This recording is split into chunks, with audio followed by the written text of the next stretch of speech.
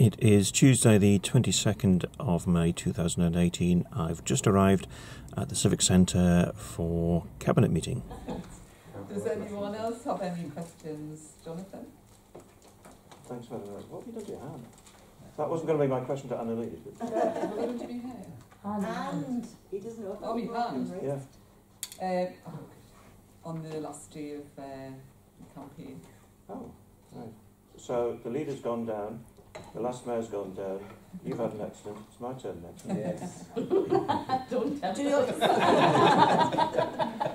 Right, anyway, on a completely different subject, I can't find the bit in here but where you're talking about house building, but there is, obviously you address the need for new housing in Chopwell, but also you're pointing out that there's a large, I think half the shops are currently empty, and obviously having more people living there is going to help the shops, but my concern is that with a lot of the new housing that will go in, there may not necessarily be people who will actually want to use local shops. There'll probably be 2 or 3 car households who will end up using the Metro Centre as their local shop rather than the actual shops in the village himself. So it's more sort of comment about this element of caution that I feel about numbers of housing. It'll provide housing, but it may not actually provide the solution to the economy of the village. Yeah. I think we may just find that a lot of the retail units end up having to become something else. It's still commercial, but not necessarily retail, or retail as we would assume it is generally nowadays. It might be retail as in home delivery or in sort of mini Amazons, but I can't see a large influx of new residents necessarily using existing local shops. Thanks.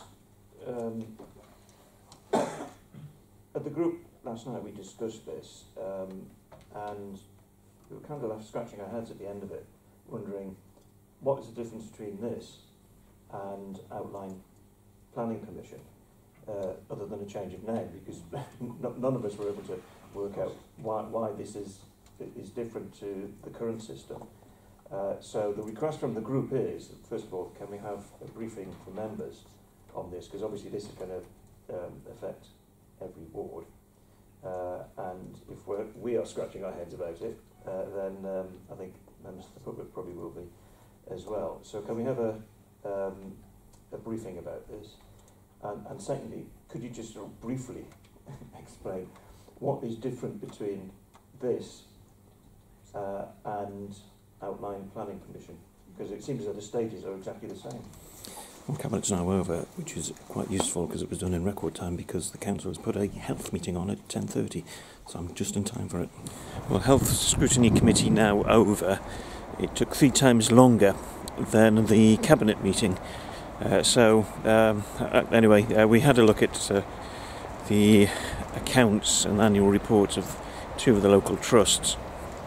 But as I say, meeting now over, so I'm going to head back home to Sunnyside. I've just been listening to the midday news, and it has been reported that Marks and Spencer are planning to close 100 of their branches by 2022. Now, I've had shares in M&S for must be nearly 30 years, and for a year in the 1990s, from 1993 to 94, I was a trainee manager at Marks and Spencer's,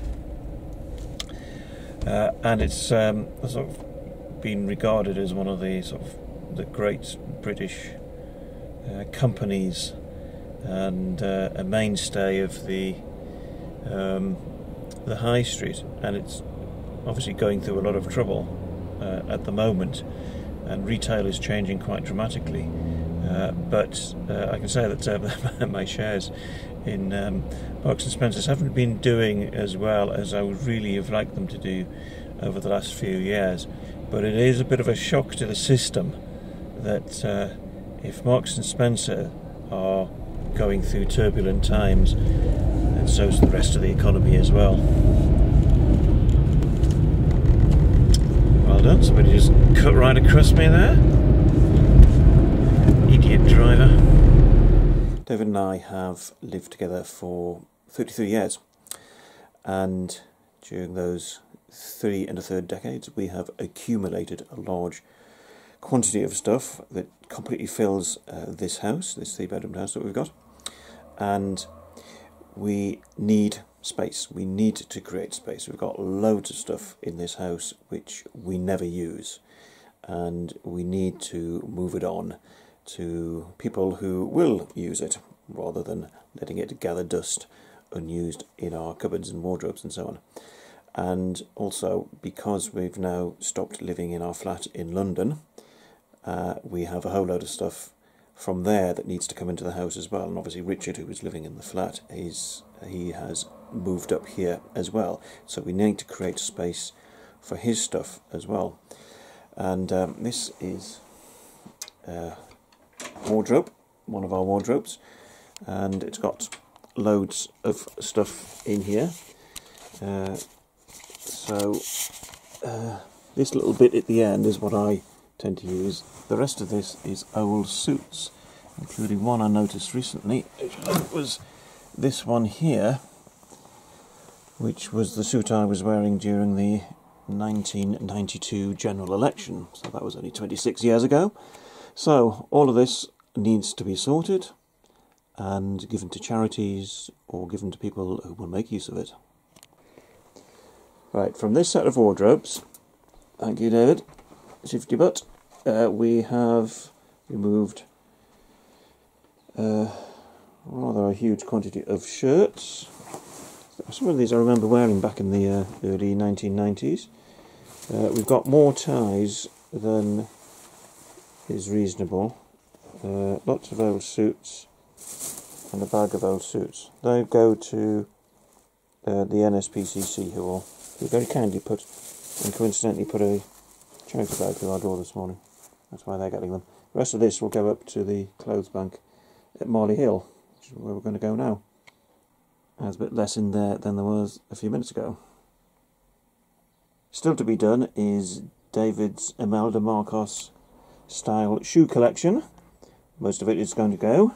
He doesn't know that yet, but we're getting rid of them. So here we are at Marley Hill, and there is the destination for our 30 years worth of clothes.